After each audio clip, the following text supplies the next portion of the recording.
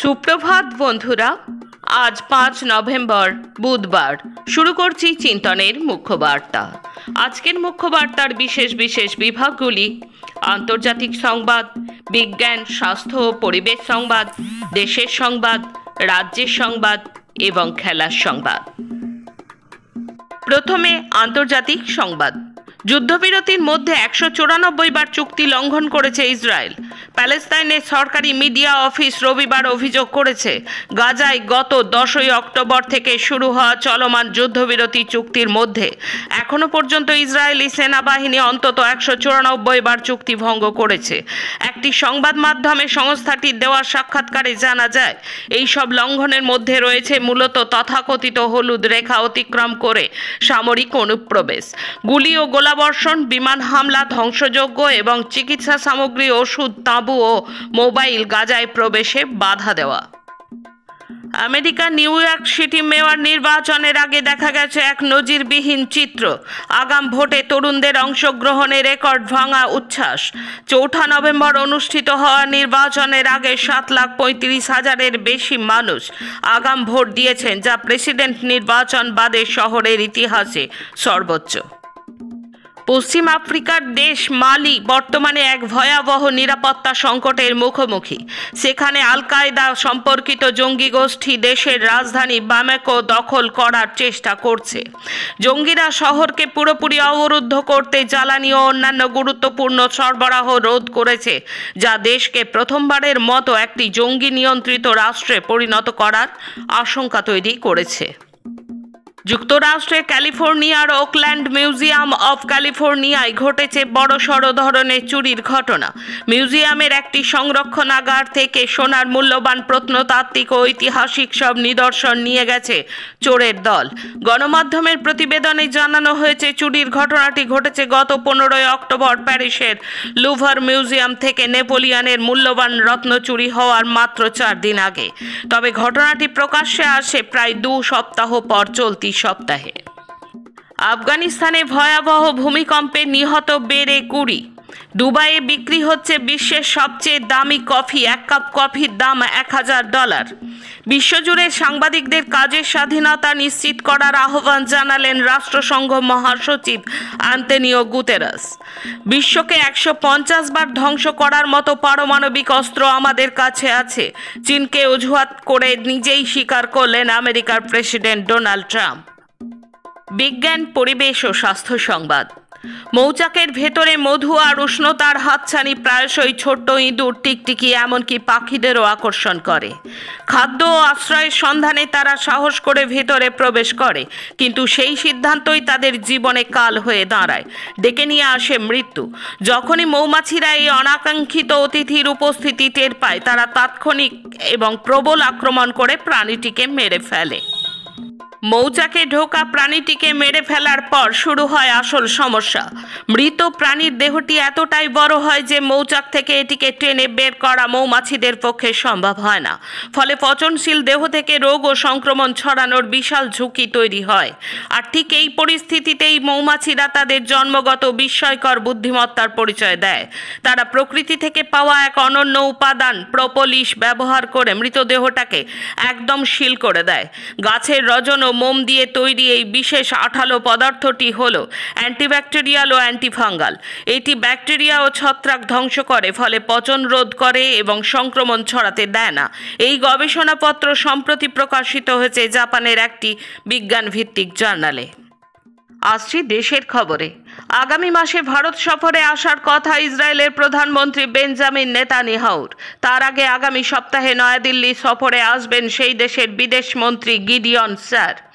প্রযুক্তি, প্রতিরক্ষা এবং আঞ্চলিক সহযোগিতা নিয়ে বিদেশমন্ত্রী এস জয়শঙ্করের সঙ্গে বৈঠক হবে তাঁর। সাক্ষাৎ করবেন প্রধানমন্ত্রী নরেন্দ্র মোদীর সঙ্গেও। গাজা সংকটের মধ্যেই ভারতে এই সফর ঘিরে সমালোচনার সুর শোনা গেছে বিরোধী দলনেতাদের কণ্ঠে। জয়শঙ্করের সাফায়, গত 2 বছরে ইসরায়েলের প্রথম সারির নেতা ও মন্ত্রীরা ধারাবাহিকভাবে ভারত সফরে এসেছেন। দ্বিপাক্ষিক বিনিয়োগ চুক্তি সই হয়েছে। অন্যদিকে সে দেশে কাজ করা ভারতীয় কর্মীর সংখ্যা 40,000 ছাড়িয়ে গেছে বলেও জানানো হয়েছে। কোনো অনিয়ম বা দুর্নীতির অভিযোগ প্রমাণিত হলে আদানি গোষ্ঠীর সঙ্গে বিদ্যুৎ কেনার চুক্তি খারিজ করতে বিন্দুমাত্র দ্বিধা করবে না বলে হুঁশিয়ারি দিল বাংলাদেশের অন্তর্ভুক্তি সরকার।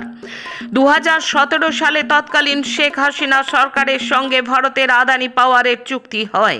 সেই অনুযায়ী ঝাড়খণ্ডের বিদ্যুৎ উৎপাদন কেন্দ্র থেকে 25 বছরে 100% বিদ্যুৎ ঢাকাকে সরবরাহ করার কথা গৌতম আদানি সংস্থার। কিন্তু হাসিনা সরকারের পতনের পর পরিস্থিতি বদলেছে। চুক্তি মেনে এ পর্যন্ত বকেয়া মেটায়নি বাংলাদেশ। ঢাকার হুঁশিয়ারি সম্পর্কে আদানিরা এখনো কোনো মন্তব্য করেননি। ফের মুসলিমদের বহু বিবাহ নিয়ে তাৎপর্যপূর্ণ রায় দিল কেরল হাইকোর্ট। আদালত বলছে, প্রথম স্ত্রীকে না জানিয়ে মুসলিম পুরুষের দ্বিতীয় বিয়েকে বৈধতা দেওয়া যাবে না। কেরলের বিবাহ রেজিস্ট্রার আইনে মুসলিম পুরুষের দ্বিতীয় বিয়ে রেজিস্ট্রি করতে হলে প্রথম স্ত্রীকে জানাতে হবে তিনি ওই বিয়েতে রাজি কিনা সেটাও শুনতে হবে। বিহারে ভোট নিয়ে উত্তেজনার পারদ ক্রমশ চড়ছে। তার মধ্যে বিতর্কে জড়িয়ে পড়লেন কংগ্রেস সাংসদ রাহুল গান্ধী। মঙ্গলবার প্রথম দফার প্রচারের শেষ দিনে একটি সভা থেকে তিনি বলে দিলেন, দেশের সেনাবাহিনী নিয়ন্ত্রণ মূলত 10% মানুষের হাতে। এই মন্তব্যে ফুঁসে উঠেছে বিজেপি। পাল্টা রাহুলের উদ্দেশ্যে তোপ দেগে গেরুয়া শিবির বলছে, এবার সেনার মধ্যেও জাতপাত খুঁজে বসছেন কংগ্রেস নেতা। মেঘালয়ের মুখ্যমন্ত্রী কনরাড সাংমা, ত্রিপুরার তিপ্রামথা প্রধান প্রদ্যুৎ মাণিক্য দেববর্মা, পিপলস পার্টির ড্যানিয়েল লান্তাসা এবং নাগাল্যান্ডের মন্ত্রী কিকন এক যৌথ বিবৃতিতে ঘোষণা করলেন, এখন থেকে উত্তর পূর্ব ভারতের এই 3 রাজনৈতিক দল একত্রিত হয়ে একটি দল তৈরি হলো মানুষের স্বার্থে। মালগাড়ির ওপর উঠে গেল যাত্রীবাহী ট্রেন। ছত্তিশগড়ে ভয়াবহ রেল দুর্ঘটনায় মৃত অন্তত 10। মণিপুরে সেনাবাহিনীর সঙ্গে সংঘর্ষে নিহত 4 কুকি যুবক। সন্দেহ, রাজ্যপাল বীরেন সিং এর অডিও টেপ বিকৃত করা হয়েছে। ঘুষপেটিয়া শুধু মোদির মুখেই। এসআইআরে বিহারে 1% বিদেশি ভোটারও মেলেনি, কটাক্ষ বিরোধীদের। এখন রাজ্যের খবর। মঙ্গলবার থেকে শুরু হওয়া এসআইআর এর ছায়া পড়েছে রাজ্য মন্ত্রিসভার বৈঠকেও। সোমবার রাজ্য মন্ত্রিসভার বৈঠকে বেশ বড় সংখ্যায় ক্যাবিনেট মন্ত্রী গরহাজির ছিলেন। সূত্রের খবর, 24 ঘন্টা পার করে যেহেতু এসআইআর শুরু হয়েছে, তাই জেলার মন্ত্রীদের নিজের এলাকায় থাকার নির্দেশ দিয়েছেন মুখ্যমন্ত্রী। কমিশন সূত্রে খবর, এদিন সন্ধ্যার মধ্যে রাজ্যের সব বুথ এলাকার বিএলওদের কাছে পৌঁছে দেওয়া হয়েছে এনুমারেশন ফর্ম। এদিন সকাল থেকেই বিএলওরা সেই ফর্ম নিয়ে পৌঁছে গেছেন নির্দিষ্ট বুথে। আগামী 4 ডিসেম্বর পর্যন্ত এনুমারেশন ফর্ম নিয়ে বাড়ি বাড়ি যাওয়ার সঙ্গে ফর্ম পূরণ করে জমা নেওয়ার দিন আগে থেকেই ঠিক করে রেখেছে কমিশন। মঙ্গলবার রাজ্যে ভোটার তালিকার বিশেষ নিবিড় সংশোধনের কাজ শুরু হয়েছে। অন্য জায়গার মতো কোচবিহার জেলার দিনহাটায় সাবেক ছিটমহলেও গিয়েছিলেন বিএলওরা, কিন্তু তাদের হাত থেকে এনুমারেশন ফর্ম নিয়েও ফেরত দিয়ে দিলেন ছিটমহলের পোয়াতুর কুঠির বাসিন্দারা। তাদের প্রশ্ন, যা নেই তা দেব কোথা থেকে? 2015 সালের 31 জুলাই ভারত বাংলাদেশের মধ্যে ছিটমহল বিনিময় চুক্তি কার্যকর হয়। সেক্ষেত্রে ওই বাসিন্দারা নাগরিকত্ব প্রমাণে কি নথি জমা করবে তা নিয়ে প্রশ্ন উঠেছে।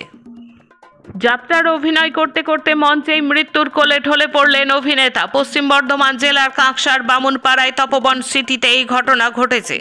স্থানীয় বাসিন্দা সুভাষিস ঠাকুর মঞ্চে অভিনয় করছিলেন। অভিনয়ের মাঝেই লুটিয়ে পড়েন তিনি। মঞ্চেই মৃত্যু হয় 62 বছরের সুভাষিসের। সীমান্তবর্তী এলাকায় নিষিদ্ধ কফ সিরাপ উদ্ধার করতে গিয়ে বিএসএফ এর হাতে আক্রান্ত পুলিশ। অভিযোগ, গোপন সূত্রে খবর পেয়ে কফ সিরাপ উদ্ধারে অভিযানে গেলে পুলিশকে বাধা দেয় সীমান্তরক্ষী বাহিনী। এমনকি পুলিশ কর্মীদের মারধরও করা হয়। বিএসএফ এর মারে জখম পুলিশের 2 এসআই সহ বেশ কয়েকজন পুলিশ কর্মী। এই ঘটনাকে কেন্দ্র করে ব্যাপক উত্তেজনা। বাংলাদেশ ভারত সীমান্তবর্তী চাপড়া এলাকার ঘটনা এটি। দেশে খেলার খবর। ঐতিহাসিক সাফল্যের উদযাপন, বিশ্বজয়ী রিচা দীপ্তিকে সংবর্ধনা দেবে ইস্টবেঙ্গল।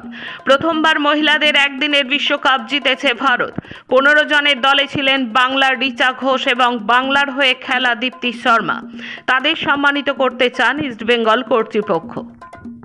পাকিস্তানের সঙ্গে কূটনৈতিক সম্পর্ক যেমনই হোক, খেলার মাঠে বৈরিতা নেই।